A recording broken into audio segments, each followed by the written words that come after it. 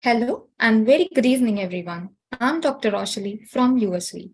A very warm welcome to all the panelists and delegates in this talk show, The Green Studio.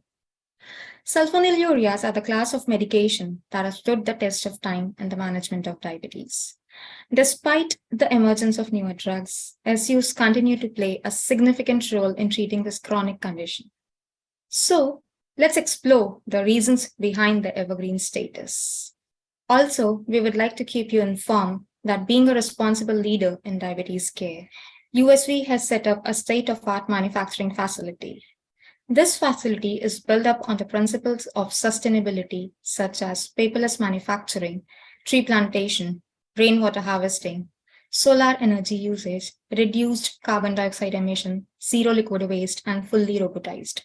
With this breakthrough Industry 4.0 manufacturing facility, we are taking a step towards a greener planet by becoming the green swan of OADs in India.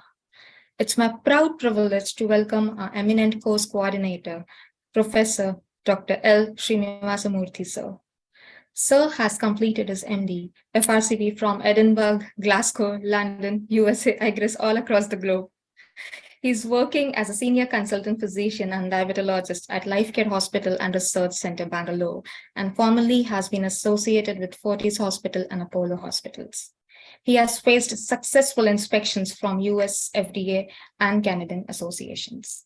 He is a principal investigator in more than 85 multinational clinical trials and has received multiple awards in his career, naming a recent few ones like Inspiring Diabetologist of India 2022, Outstanding Community Service, Excellence in Leadership in Healthcare in 2023. He's a member of multiple professional bodies. It's great to have you here with us today. So let's talk green. Over to you, Dr. Sreenivas Murthy, sir. Thank you, Ashili, for that introduction, and welcome all to this Green Studio. I think it's a very innovative idea to serve our bit to the society in this era of plastics. I think all of us are entangled in this plastic world. I know just to have some kind of a background before we begin actual discussions, the plastic we know it's derived from the Greek word plastikos, meaning capable of being shaped or modeled. We used to give examples of water, which you should be like a water where you fit into anything where you put into. So the plastics, because they are durable and inexpensive, easy to produce, and this is what goes on. And just to let you know that we produce about 100 million tons of plastic every year, and only 5% is recovered out of that. Can you believe that? Out of 100 million tons of plastic, 5% is recovered from our nature. And that's what is something very, very fearful. And that is where we are heading towards this campaigning, where I have a green studio in the form of even our available OADs and the treatment of our diabetes. So let's begin with introduction of our eminent panel today. And let me project this intro slides.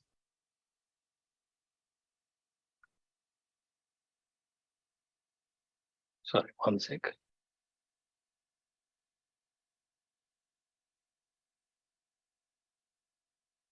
I'm just searching for that intro slide.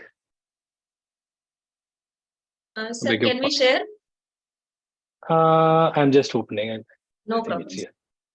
It's here. Yeah.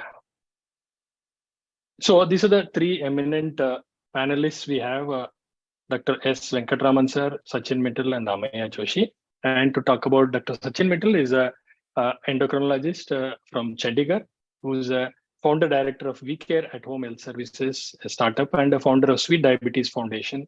And he's been awarded as a best resident during his DM at TN Medical College and BYL Nair Hospital, Mumbai, a very prestigious institute. And he's got a best presentation in the Charaka Award in the ESICON in 2010, and best presentation award at ISPED Science School in Sydney way back in 2013, and is a writer for leading newspapers like the Tribune and Hindustan Times. And we have S. Venkataraman sir, who is a mentor for most of us, is a guide and a good friend, philosopher for most of us who have spent time with him. He's a senior consultant diabetologist at Apollo Main in Chennai and awarded the Lifetime Achievement Award by Ameya. Received IDF Award for the paper on pregnancy and diabetes in Washington, and there's been a principal investigator and co-investigator in multiple studies. He's participated in more than 600 CMEs conducted by organizations in pharma, nationally and internationally, and has got numerous publications to his credit. And Dr. Ameya is a director and diabetes at Diabetes and Endocrine Clinics in Mumbai. He's been a consultant in charge endocrinology at Bhaktivedanta Hospital and Research Institute in Mumbai, and is a recipient of IDF and European Society of Endocrinology Young Scholar Grant.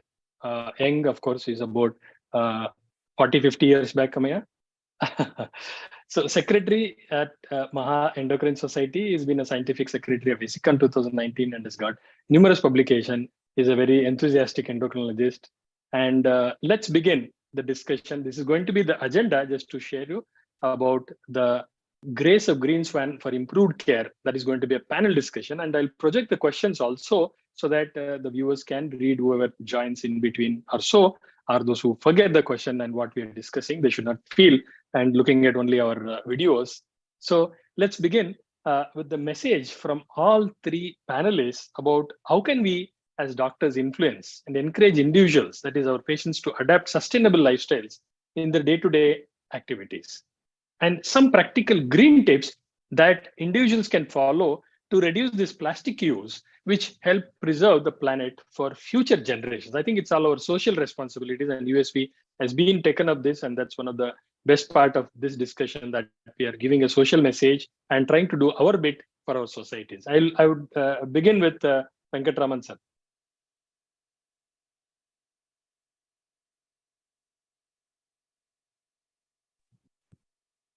Thank you, Professor Murthy. Thanks, my dear friends, and thanks USV for the excellent opportunity to connect with my friends and then talk about something novel besides the routine science that we are used to in such CMEs. It's a novel concept. I totally agree with Professor Murthy. Now, to just set the ball rolling and initiate the discussion, both the components of the first question. First of all, I think lifestyle modification is always a topic that's always deliberated and then followed by all of us. But a few points which I thought will be impress the clinicians are, number one, when we say lifestyle modification, somehow the patients get a feeling that there is a special diabetic diet which they need to follow. So I'm sure all our expert panels agree with me that diet is something which is depending on the socio-cultural, of course, economic aspects. And then for generations, you have been used to a particular. So I am not in favor of a drastic alteration, but cutting down the size of the carbs, introduction of complex carbs, and then more importantly, all these are fundamentals which most of us do for most of our patients. The thing is, the focus gets diluted as the patient comes for follow-up. I feel that every time the patient is due for a escalation of the dose of anti-diabetic medication or even contemplating insulin, it's worthwhile re-emphasizing the lifestyle modification components, especially the diet and of course the exercise. One thing I found out very recently to be very, very useful is encourage the patients to do home glucose monitoring. I ask them to do on a working day, if possible, for the breakfast, post-breakfast, post-lunch and dinner, and on a Sunday. Obviously, most of the people do violate to a variable extent. So they know that. For example, today, one patient came. He has had 3 chapatis and a slice of mango. The blood sugar was 210. So, that was one thing. Last month I had put it. The next day, he had 2 chapatis and a slice of mango. It was 172. So he knew either he has 3 chapatis. I'm just giving a crude example. What I'm trying to say is, let us not deny most of the diet which has to be, which is built up. So, for example, all of us across India, I think mango season. So never deny them, but ask them to take a slice with the skin so that the fiber content is good. That's how I approach it. So lifestyle modification at diagnosis, at every visit if possible, more so at every stage of intensification, and especially when you have, and make the patient participate in the treatment. Nowadays we talk about empowering the patient. I think nothing like teaching them what to do, what to eat or how much to eat, rather than himself. So that's what I have found out. So this is just to make the, and regarding the practical green tips for the plastic. In fact, I was about to crack a joke. I think I didn't know the name plastic, because all of us, when you say don't be a plastic, means don't be so, what shall we say, inert or something. So that is the context that we use it probably as an adjective. Now, coming back to serious subject, I thought, yes, a few things that I've learned, because I've not tried to go to the literature to learn about this. I think there are two components. One is the recycling and the other is non-recyclable or whatever it is. One thing that I found out a welcome change in the hospital where I consult, Apollo Hospital, they have given up the habit of dispensing the tablets in plastic bags. They give it in paper bags. I'm sure that could be the first step. If all the industry people could coordinate with the various pharmacies, dispensing and avoiding the plastic bags, number one. And number two, thanks to the advent of, I mean, whatever strikes me, I'm telling you, Professor Murthy, I'm sure it's a random thought. Yes, sir. I'm talking in the context of diabetes. And second thing is, thanks to the introduction of the various gadgets and all, I think previously it used to be a glass syringe and then a plastic syringe. So which means a patient has to use an insulin syringe for about 2 or 3 picks and then throw it off. Now you have the cartridges. So the cartridges probably are made of plastic alone, but the 300 units. So depending upon the dosage, I think, so the volume of the plastic that could be generated by the huge chunk of diabetic patients, both in the form of dispensing tablets and the usage of the syringes, I think it has drastically come down. Third thing was, of course, one of the people, of course, nothing to do with the religion, I think. Sadhguru, if I remember right, he told once, don't worry about the plastic because something will be done. Because when you have a huge chunk, maybe it will be used for constructing bridges or houses or something like that. I mean, that is just a consoling part of the story. The real essence is, I think every effort should be made, as nowadays we see that even the grocery shops, and they give cloth bags. Maybe they charge you for that rather than the plastic bags. I think all these have been steps across the country to reduce the plastic load. So with this, I will just... Thank you, sir. Thank you. I think you emphasized on the lifestyle. Many of our colleagues forget the lifestyle changes can bring down A1C more than the insulin. I think up to 1 point, to the tune of 1.5%, the A1C can be reduced just with lifestyle alone. And that's something which is very, very important. Now let's move on to Dr. Mittal, sir, your opinion on this question about influence and encouraging individuals to adopt a sustainable lifestyle and your green tips to follow to reduce the plastic usage in our daily life. So I would, good evening, friends. I would agree with Dr. Venkataraman, sir, regarding the lifestyle changes, and they are an integral part of diabetes management. And I fully agree with you. Sometimes they will, work more than what a pill or what a shot can do, but pills and shots also work complementary in different to lifestyle therapy. They are not mutually exclusive in most of the settings, but yes, lifestyle modification is an integral part of that. When we come to the use of plastics, the important thing to remember is that the amount of plastic consumed annually, for the purpose of this presentation, I was trying to see how much is the waste actually generated globally. So I was astonished to see that 500 million tons, I repeat, 500 million tons is the amount of plastic waste which is generated annually. It is a mind-blowing figure, and this is substantially more than what it was, say, 2 decades back, almost grown up like anything. And if the rate goes the same, then by 2050 oceans will have more plastic than fish. Right? So that's something we need to remember. And just for our viewers, what a single-use plastic can do. So a plastic bottle, not a reusable, non-reusable plastic bottle. Not recyclable. Not recyclable, sorry. Single-use plastic. It'll take about 500 years to degrade properly. And a straw will probably take about 200 years which is, a mind-blowing thing. So some of the things which we should do is something which every citizen should do, and we should, act like role models for that. So no single-use plastic should be done. So like drinking straws, for example. So you're sipping water, you're sipping anything, it should be a paper straw. If you're going out to shop with your kids or going out to shop, you should take a cloth bag with you, right? Rather than take a cellophane wrapped food, take something which is made up of recyclable material rather than anything else.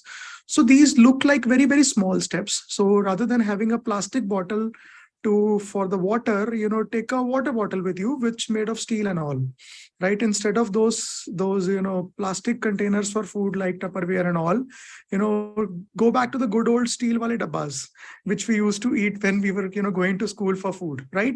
So these things are very, very small things, but they go a long way in kind of reducing the footprint onto the Mother Earth, and which will reduce the plastic overall burden and reduce the plastic use and preserve the plastic for future generation, preserve the planet for future generations, right? So, and lifestyle changes, we all should be doing it as the doctors. We should be, walking the talk. We should be, the patient should be seeing us doing the same things which we preach to them, right? So whether it is walking, whether it is jogging, whether it is running, whether it is following the healthy light, whether it is maintaining a good body weight, all of these things are very, very important. And we should, not only encourage our patients, but also, lead by example in following that. Great. Thank you, Sachin. And I think the BMI of Venkataraman sir speaks itself about following what we preach and teach. So that is something very important. And finally, Ameya, your take on this first question, and then let's move on to the subject. Yeah, I'll take the first question only. I think people have spoken enough about plastic. Yeah. So I must tell you a wonderful thing. Just before COVID, I have been an avid cycler, but I started going to the hospital on a cycle.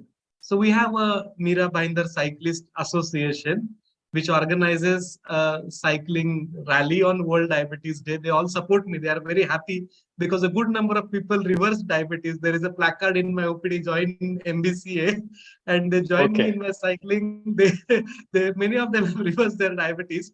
But the most astonishing thing was when I started going on a cycle, we physicians and endocrinologists are poor people, surgeons come in BMW, Mercedes, we used to come in Maruti. So when I was just going inside the hospital and coming back, every person who saw me saw that wonderful cycle, 15,000 rupees, and asked, Kitne ki hai? Finally, our neurosurgeon also came to me and asked from his car, Kitne ki liya?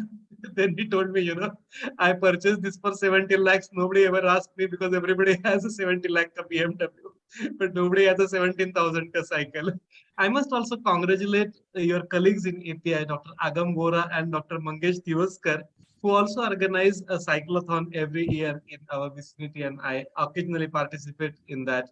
Correct. I think one thing that doctors can do is that if they are staying within 5 kilometers, mark my words, if you're using a gear bicycle, don't be scared that your shirt will be rotten with sweat when you reach the clinic. You can easily reach paddling happily.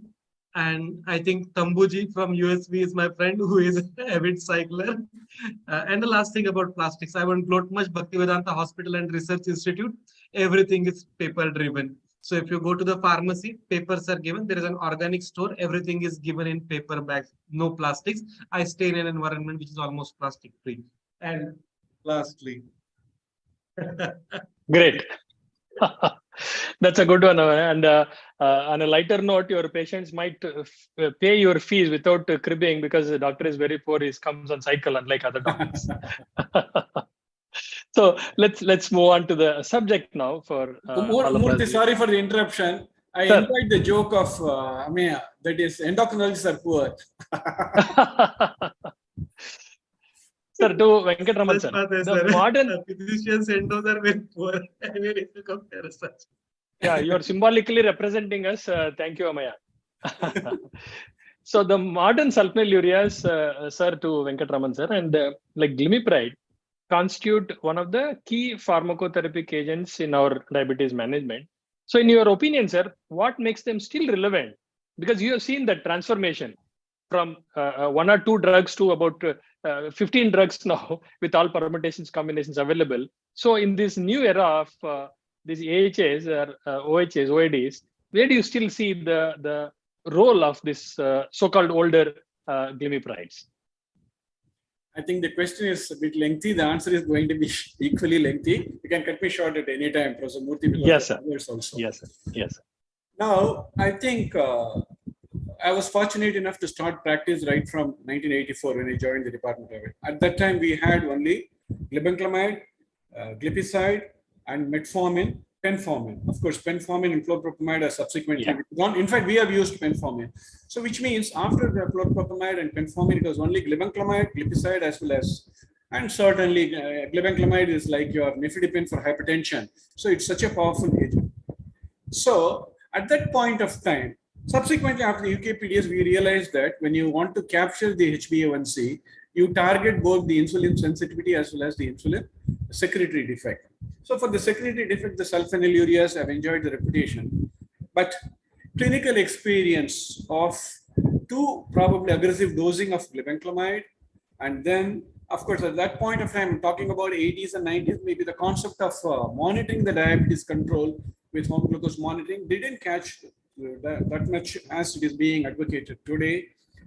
So we all felt the need for a molecule to address the secretory defect in a physiological manner, and the DPP-4 inhibitors came very handy, and all of us started using the DPP-4 inhibitors. Now, this was primarily the, I'm not trying to,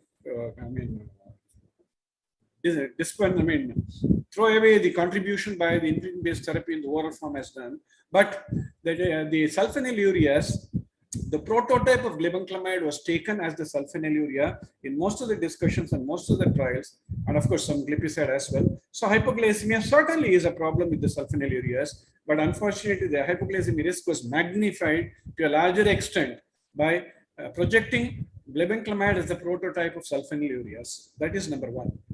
Then number two, at that time, I think clinicians were advised to deviate away from the glucocentric approach to multifactorial intervention. But this doesn't mean that you're taking away the contribution of the glucocentric approach as well. Only thing is, clinicians have been advised to target other risk factors as much as glycemia. So when this thing happened, probably the focus was, let us not be too aggressive about the HbA1c, talk about hypertension. What I'm trying to say is, sometimes when there is a suggestion, when there is a guideline, when there's a conceptual change, I think it is being taken as an extreme step by the clinicians. Third thing is, I'm sure all of us who are connected and maybe who have access to this will agree that it's virtually impossible to practice diabetology without the sulfonylureas. Having said that, address the secretory defect, avoid hypoglycemia and weight gain, and we know that even the other components of the pathophysiology have been added, and the new the newer drugs, for example, the SGLT2, GLP, yes, they do have a compelling indication for their benefits, extra glycemic benefits to the SGLT2 inhibitors, consistent and what shall we say, compelling patronization of these molecules in the context of the renal disease or heart failure prevention, etc. Absolutely. When we talk about the glycemia, the most powerful agents as on date in the oral form addressing the secretory defect are sulfonylureas. So thank you, sir. Yeah, just to finish my last sentence, but we talk about the sulfonylureas, glimepiride, and again, I've done the phase 3 trial for HEX. When it was there, we didn't realize it was double-blind trial. Then I realized from hypoglycemic episodes, the comparison was the glibenclamide. So glimepiride in titrated doses and sustained release formulations of glycoside, which was in the intensive arm of the UKPDS, are certainly very, very handy when you want a glycemic capture, besides addressing other aspects of the type 2 DM. Thank you, Professor Murthy. Thank you, sir. Thank you, sir. Lengthy. No, sir. It is definitely learning for all of us. And Ameya, your take, current placement of SUs in your practice, Ameya? Yeah, I think when me and Dr. Sachin were at Nair, ours was probably the last batch which managed diabetes with metformin, sulfonylureas, and insulin. We were fortunate because we had only 2 molecules to study, and our teachers hated pioglitazone. We still continue to do that. So we were sure that the question will come only on side effects of pioglitazone. That's true. And when these CVOTs started coming, we were actually worried that who will do a CVOT for our favorite sulfonylureas. And Boehringer did it, and the Blessing in sulfonylureas disguise. came out passing. And glimepiride, I think that's why deserves a USP status for being a sulfonylurea with a cardiovascular outcome trial. Whenever you think of a cardio-safe sulfonylurea, I think it has to be glimepiride. The second important thing is something that I just read because I have been working extensively on something called as NT-proBNP to diagnose occult heart disease in diabetics. And then what to do if your NT-proBNP is high. And then what struck my mind is that they all should be on SGLT2 inhibitors, irrespective of tolerated or not tolerated, option should be given. I was surprised to read a review in Nature Pleiotropics where there were references. The article quoted that 4 milligrams of glimepiride and 10 milligrams of dapagliflozin reduce your NT-proBNP in an equivalent manner.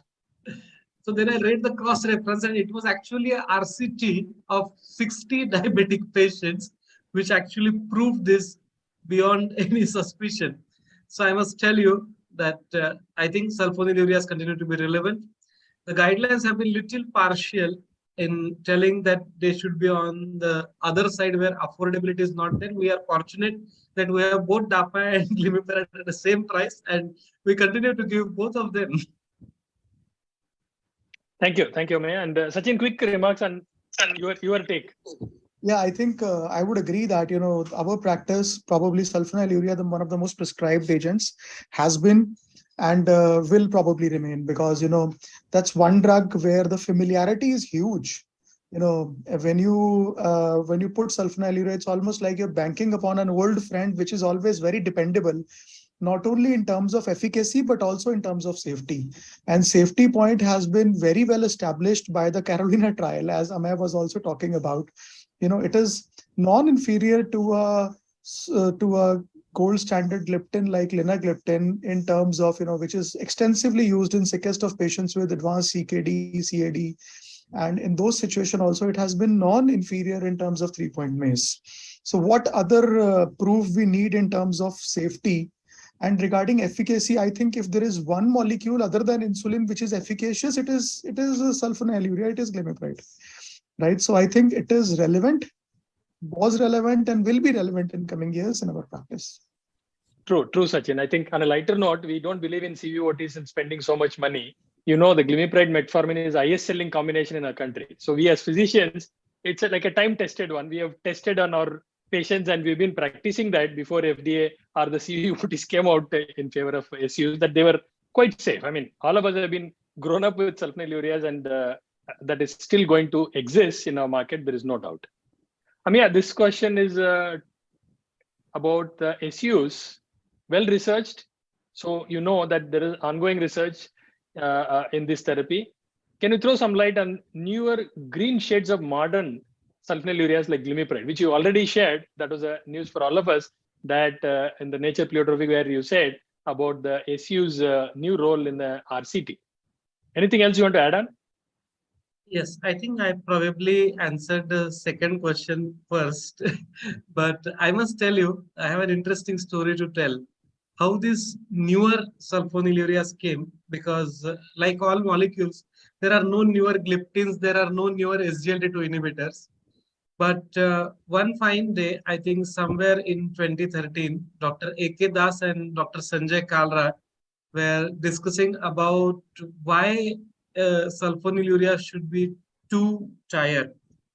And the second tier, or maybe the advanced tier, should be glimepiride and gliclazide because A, they are cardio safe, B, they have less chances of causing hypoglycemia, and C, they retain all the virtues of being an ideal sulfonylurea. And so they reclassified the whole thing.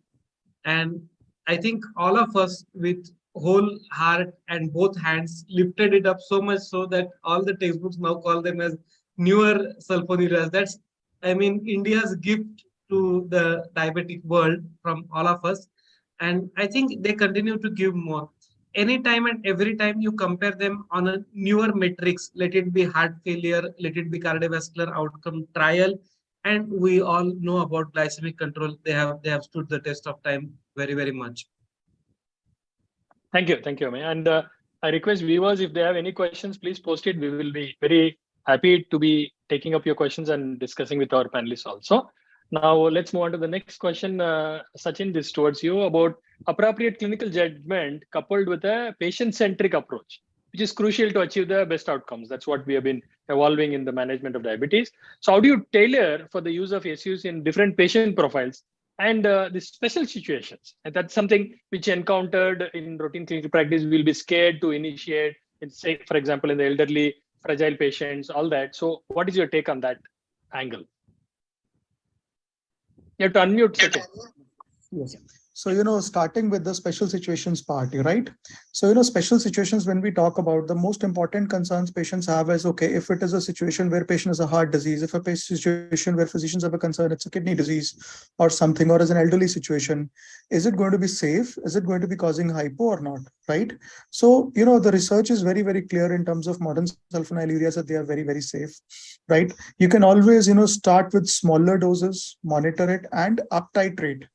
That is something which the option, the flexibility, you get like anything from, I don't know a molecule which gives you a flexibility to start with 0.5 milligram and go up to 4 milligrams, right? And obviously, you need to be on the right side of risk benefit ratio. Every drug has a certain curve where, you're using up to a certain level.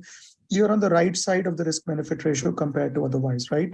So, probably in a situation like that, don't go to too many high doses because the risk benefit ratio at that point of time won't be great.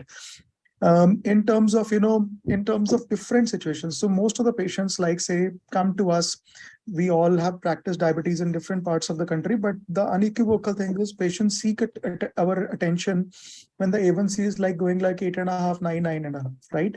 So in those situations, if you're putting a patient just on a other therapy, which probably is not a secretagogue based, it is nearly impossible to get a good glycemic control. And at the end of the day, if there is one thing which is more important than type of molecule, it is the blood glucose control, right? Acceptability of insulin per se is very, very low still in our population, right? Sulfonylureas initially can give us the best chance in terms of reducing glucose levels in those kind of a situation in a very safe, effective, and reliable manner. Right. Great. And as you rightly pointed out that you don't need data. The biggest data is your and mine own experience, which is like, as Ameya mentioned, that दो ही दवाइयां होती थी हमारे पास, only 2 medications, metformin and sulfonylurea, on which we have learned our endocrinology. After that, we used to go to basal insulin. If somebody was rich, then we used to prescribe them some gliptin those days, right? So I think it has served us wonderfully well, and it continues to serve us wonderfully well. Thank you, Sachin. I think I call it on a lighter note. It's like amlodipine. Whatever the BP, you put amlodipine, the BP comes down. SUs literally are the amlodipine in the OID segment.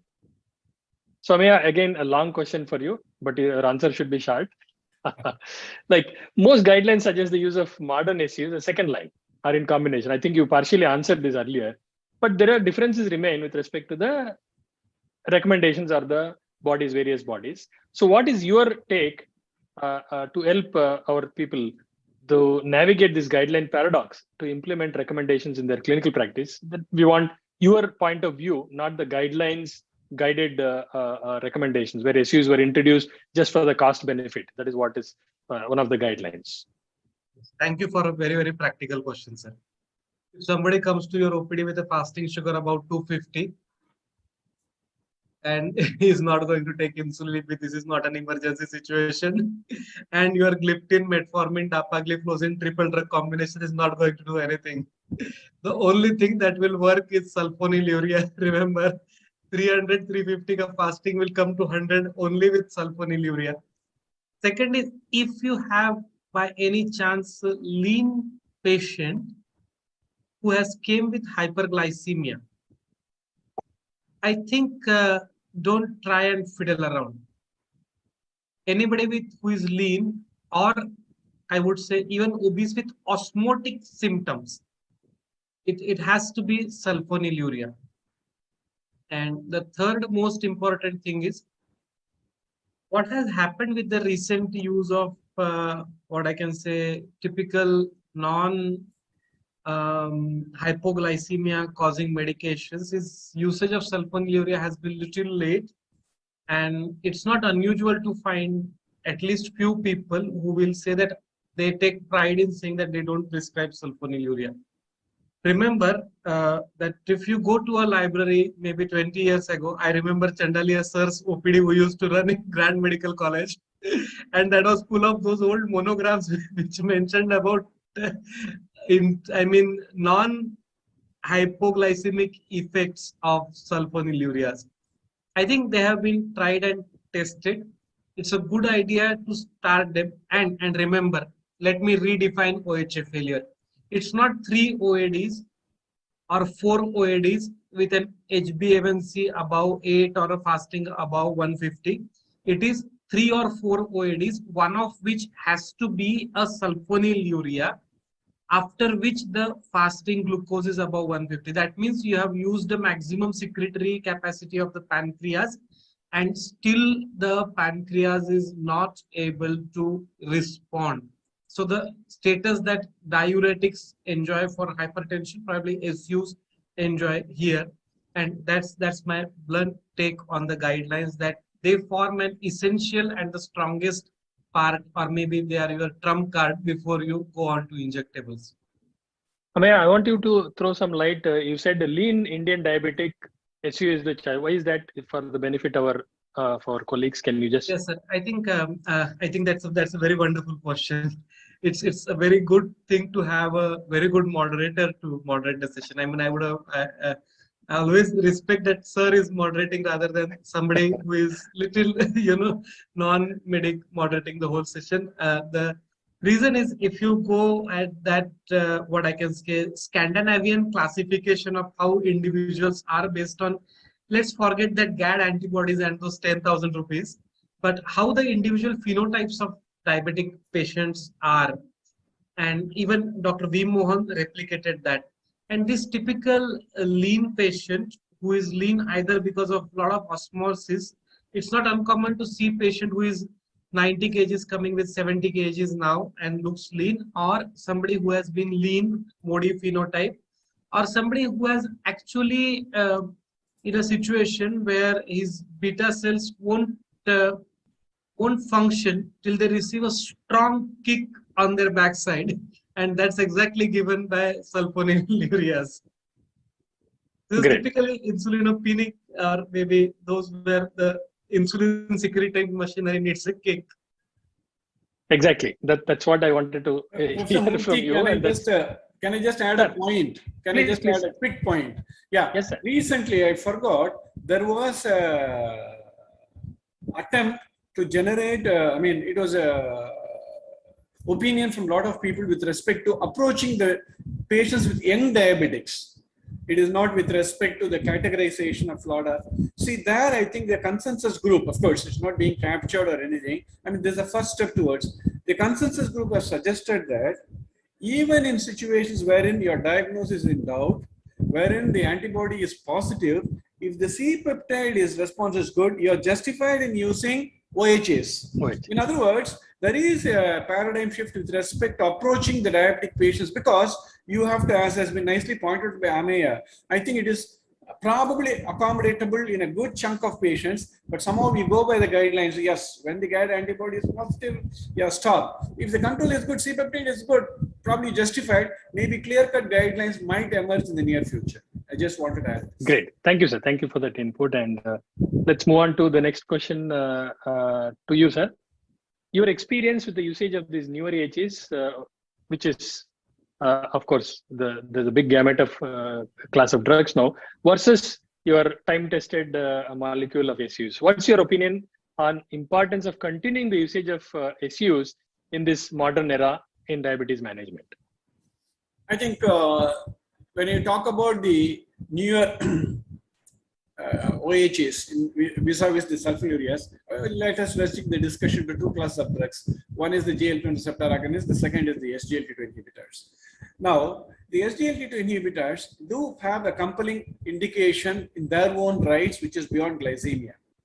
Now, when it comes to the glycemic capture, all of us are aware that individually their HbA1c reduction potential is very, very less. So from the glycemia point of view, I don't think they can replace, none of the molecules for that matter can replace sulfonylureas. Now, I think continuing the discussion which has been generated by my friends quickly, let us take a few situations. For example, somebody is on metformin monotherapy, which I feel it's a deplorable situation, because anybody, most of the diabetics should be on a combination therapy right from day one. That's my opinion after the verified trial.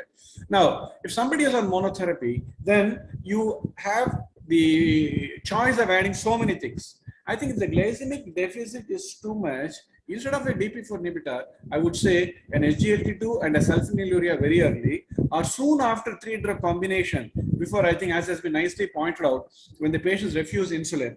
I feel initiating a sulfonylurea therapy as a part, either with or without the other molecules like the near OHs, probably enables you to maintain the glycemic control for a longer period, because they are very powerful, and it requires a titration, I think, wherein you have to combine your knowledge with your experience. In fact, about few months back, I remember having seen a patient. He was on sitagliptin metformin twice a day with a generic DAPA. The fasting was high. So what I did was substituted one sitametformin with a sulfonylurea sustained release glycoside with metformin.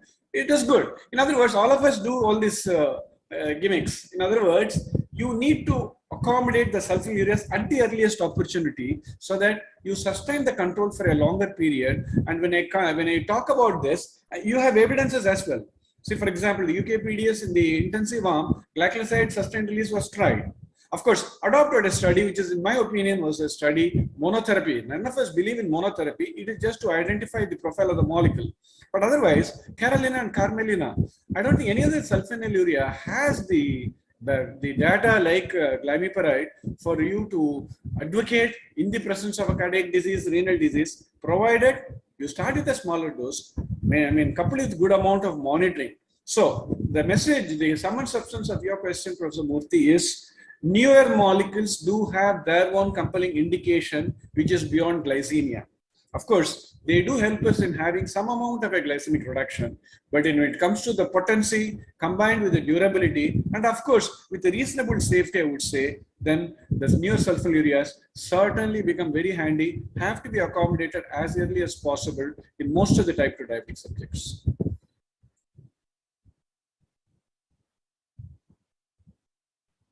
Thank you, sir. That was a quick comment and a very genuine comment, I would say.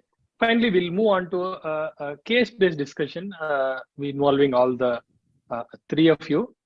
48-year-old male diabetic, 3 years old, metformin 1 gram, current medication.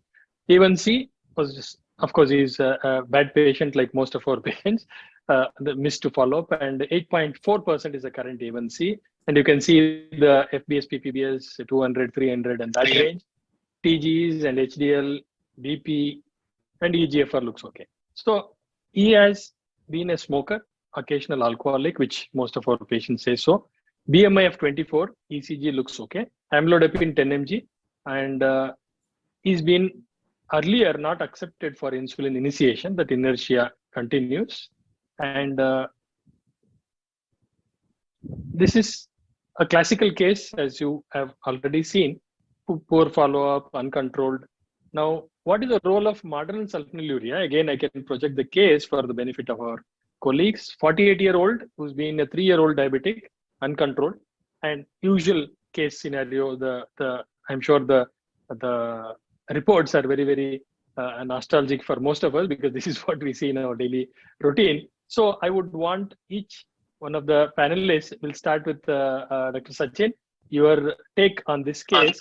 What are you going to do? How are you going to initiate the treatment for this guy? What is your stepwise approach? You're muted. Yes. So I think this is one of the prototype cases that all of us see in our OPD on a day-to-day basis. I think it's going back to the basics. emphasizing the point about what we started the discussion with about lifestyle, emphasizing them to, stay the course in terms of importance of consistency and persistence, in terms of, following the lifestyle, taking the medications, doing the monitoring, and doing follow-ups regularly. Begins with this, right? And then obviously we go to the steps in terms of optimizing therapy, right? If you see this patient is diabetic, hypertensive, though, not obese, but as per Indian criteria, slightly in the borderline overweight category. There's hypertensive dyslipidemia already there. So if this patient, I'm presuming, does not have nephropathy, does not have any heart failure. So, we need to optimize the glycemia first of all, right? The blood glucose is already, touching about close to 200 milligrams per deciliter. In the fasting state, and maybe 300 milligrams per deciliter in the postprandial state, right?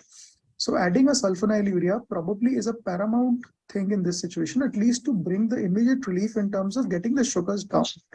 Once you have got the sugars down, right, you can always titrate and play around with the medications. In such a situation, the patient, since is on 1 gram of metformin, increasing the dose slightly of metformin also over a period of time won't be a bad idea. At the same time, initiate the workup for any urine mitral women creatinine ratio, any nephropathy if it is there. Work on the patient. If you have any of those signs, then probably adding, as Dr. Venkataraman earlier was pointing out, an SGLT2 inhibitor in the mix. But probably such a patient with 3 years diabetic, HbA1c close to 8.5%, will require some or the other sulfonylurea to manage the diabetes in a proper manner. Thank you, Sachin. Ameya, your take on this, why sulfonylurea? Why not DPP4? Why not SGLT2? VMI is 24, of course, but can we not use, that is one of the common things which as a physician we would tend to think in this case. So what is your take? I think the take is very clear. If you want 8.4 to come to 7, either you have to use one sulfonylurea or a combination of DPP4 with SGLT2 inhibitor. I think both options are equally good. Especially, I would say here, a modern sulfonylurea or a combination of SGLT2 and DPP4 inhibitor. I would say both options are equally good, equally respectable. If you want to wind off in one tablet, probably it's good to be glimepiride with metformin, which will probably do the trick. I think I would say I'm open to both the combinations. Great. Sir, finally, your experience and I think I would like to agree with my friends. Only thing is, as has been told, uptitrate the maximal tolerated dose of metformin, which in my opinion may not be of much advantage. The options are, number one, sequential addition of SGLT2 inhibitor, DPP4, or a combined approach, or an SU instead of a DPP4 inhibitor. Now I think I'll adopt a bit aggressive approach, and before I do that, I think your favorite amlodipine in this case has to be substituted with one of the ARBs or ACE inhibitors. So from the renal protection point of view, I believe in the concept that all type 2 diabetic subjects have to be on an SGLT2 inhibitor unless there is a contraindication.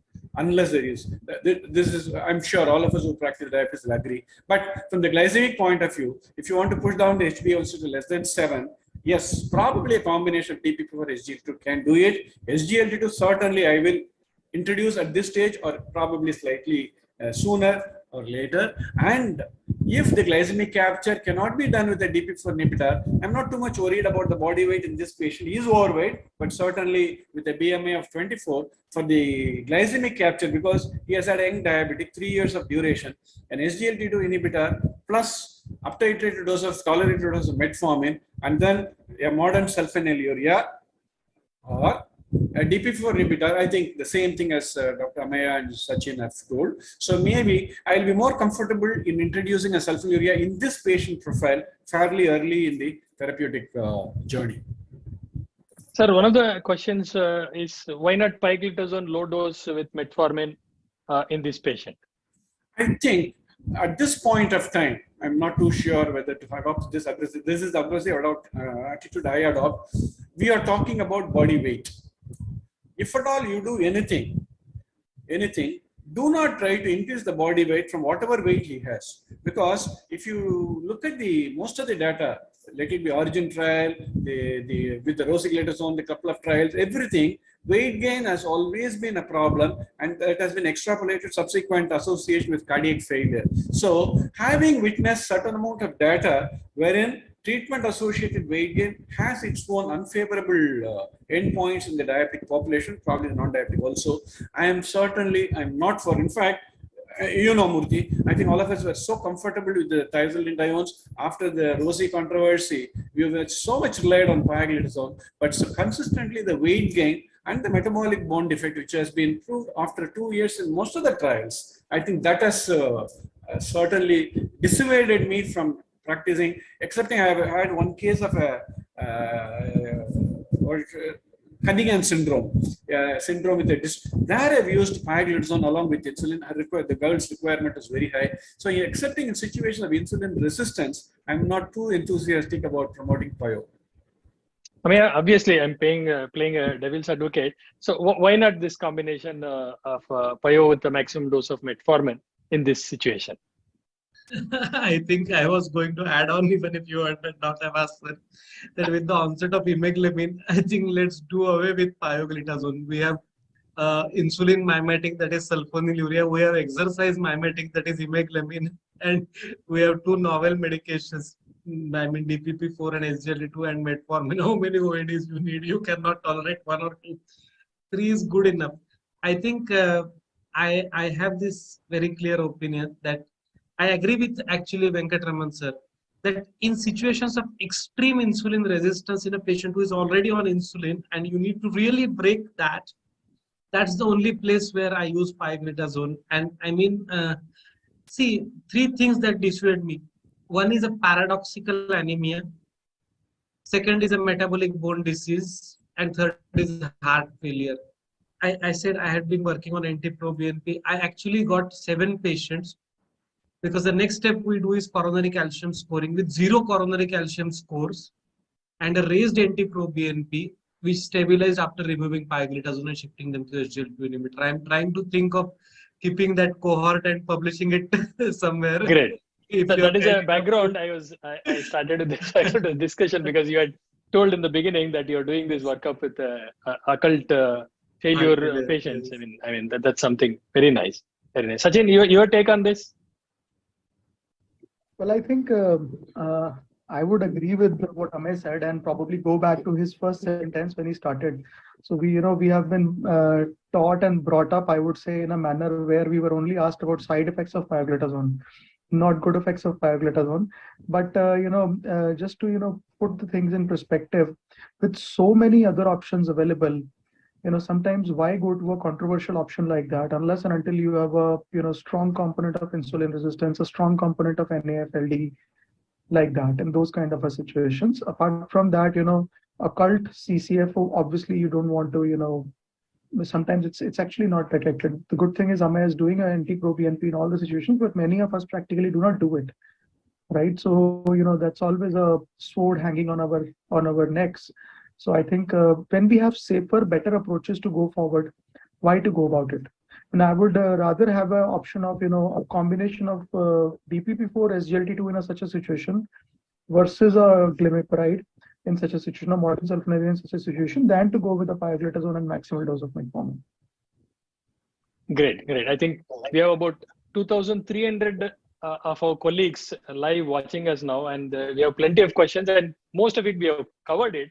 That is why I'm not individually asking, but one Dr. Surendra Gupta, I wanted to mention his comments from Ludhiana. Has told, how can doctors use their influence to encourage individuals to adopt sustainable lifestyle in their day-to-day activities? And he suggested that all of us, diabetologists, endos, should display their posters exercising or doing yoga postures. So I think that's a great advice, I thought. But Ameya is literally demonstrating every day. He's cycling to his workplace, but we can't afford 17,000 rupees bicycle, because I had my first bicycle of 550 rupees when I was in school. So it's too expensive, Ameya. I can't afford 17,000 bike.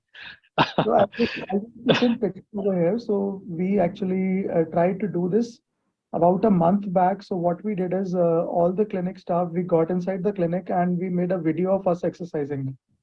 So, and then got it edited and with small exercises which patients of diabetes can do at home, but that actually is constantly playing in the waiting area. It basically shows us exercising all the time, and patients are very curious, asking us about it. So it's a good idea, and we try to implement it, and it has got a very good feedback from the patients. Great. I'm sure all of your staff BMI is less than 25.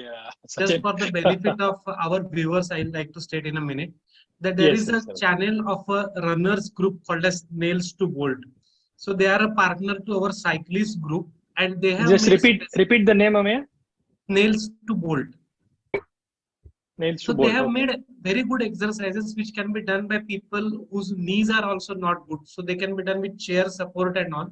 And they have diabetes beginners and diabetes advanced videos. So for the benefit of viewing medical practitioners, please have a look at it. Nails to Bolt. Great. Thank you, Ameya. I think we had a fruitful discussion and it was quite practical. And I sincerely thank Venkataraman sir, who's always, his wisdom of pearls has helped us. And Ameya and Sachin, it was great catching up. And I'm sure it is practical and it's well appreciated. And I sincerely thank again from bottom of my heart for participating enthusiastically. And I think we are reaching our timelines. And Ashali, over to you. Before actually, just a one sentence. Yes, sure. I've done a lot of programs with Professor Murthy. This is the first time I'm just doing he's a course director and I'm doing a program. Professor Murthy, beautiful the way you conducted, and it was a learning experience for me from Ameya with his sense of humor and Sachin, forthright in some other concepts. I think it was a good learning exercise. Thank you, USC, for this excellent opportunity. Thank you, sir. Thank you. I would agree every word with what Dr. Venkataraman said, and I would say special thanks to USV for thinking out of the box in terms of going beyond the usual description and going. So many congratulations to the USV team for doing it. Thank you, Dr. Sachin sir, Dr. Venkataraman sir. Yeah. So it gives me immense pleasure to propose the vote of thanks. My heartfelt gratitude to our course moderator, Dr. Sreenivas Murthy sir, for being so energetic, and all the very eminent panelists, Dr. Venkataraman sir, Dr. Ameya Joshi sir, Dr. Sachin Mittal sir, for being actually energetic and lighting us with all your words of wisdom and all the green pragmatic approaches you have shared with us today. Thank you for enlightening us. Thank you, dear delegates, for joining. We had more than 2,400 logins with us today. Words are not enough to thank the organizing committee members from USV and the digital team to shape this conference. Thank you all for making this event so green. Thank you, everybody. Good night. Thank you, everyone. Stay safe and good night, sir. Good night. Thank you. Thank you.